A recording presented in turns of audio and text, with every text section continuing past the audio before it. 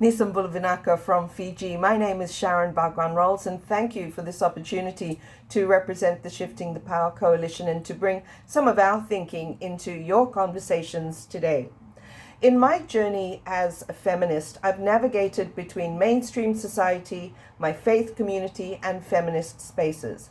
As a second-generation Pacific Island feminist, I've grown up in my island home aware of many power structures within families, in our faith community, and those found in Indigenous and modern political structures.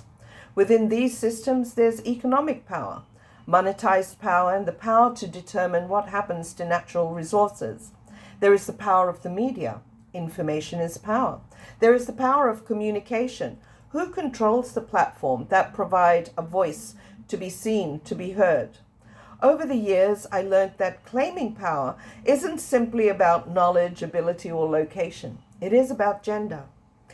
I also learned, as a result of our own political crises, including military coups, that power is visible and invisible, positive and negative, and that at any time of crises, political or climate change-induced disasters, women must have a share of the power and contribute our knowledge, ability, and experience to rise up beyond the barriers that are disempowering us. Our feminist movement is power, supported by decades of policy and treaty commitments. We have the power to redesign the table. However, as we embrace this power, let's also challenge ourselves. Does feminist practice only happen if you're working in the feminist or women's movement?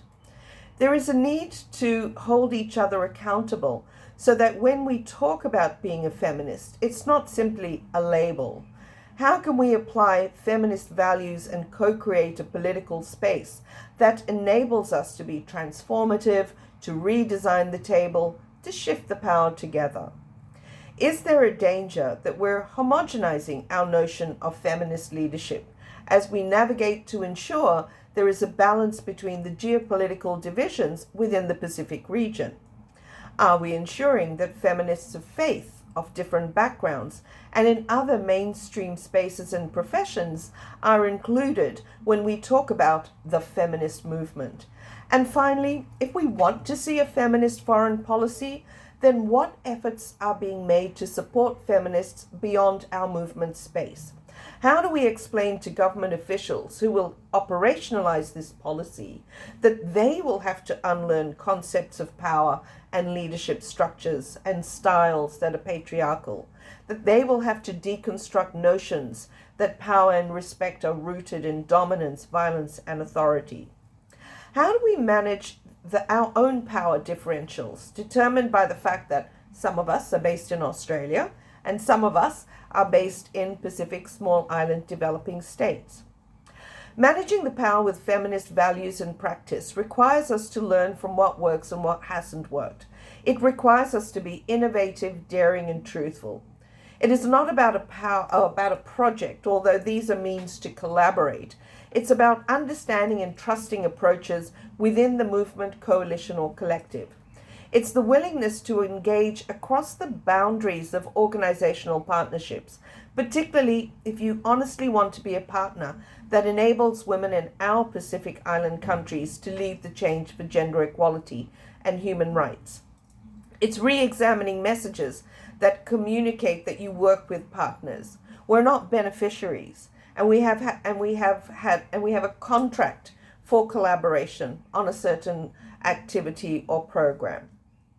When the founding members of the Shifting the Power Coalition came together, we committed to an innovative collaboration that took each of us outside of our comfort zones. We trusted and respected each of our experiences during recent crisis situations, TC Pam, TC Winston, and political crises. And I should add that as I brought together the GPAC Pacific Network into the coalition, I did so knowing that our feminist sisters from ActionAid Australia were well aware that they were coming together with a certain type of power as well, that they were coming into a process where they could wield a certain type of power as an INGO, perceived or otherwise, when engaging with local organizations. So we recognize that as a coalition, the power was not about who was the pen holder.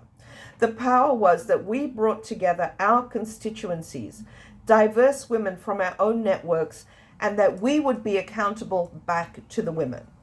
We agreed on principles of collaboration. We recognize and respect that many of us work with a number of different partners, but that does not limit our collaboration. We recognize and respect that many of us are not going to limit ourselves because of our different experiences as feminists as well, as older feminists or as younger feminists. Because for the coalition to work, we needed to have and continue to revisit how we could best work together and to continue to infuse feminist practice and the human rights agenda into our collective goals. For example, an intergenerational approach is about the sustainability of the work in our communities, not just of the coalition. We bring together our expertise from 13 organizations in 6 countries, the humanitarian, disability, peacebuilding and development sector, building on indigenous and local knowledge and practice.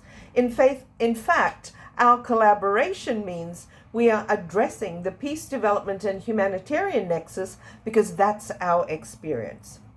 So let me wrap it up by bringing it back to the reason why I would like ACFID members to progress intersectional feminist leadership at all levels of development organizations. In order to shift the power, to get to the root causes of gender inequalities and negative power in our Pacific region, collaboration is needed.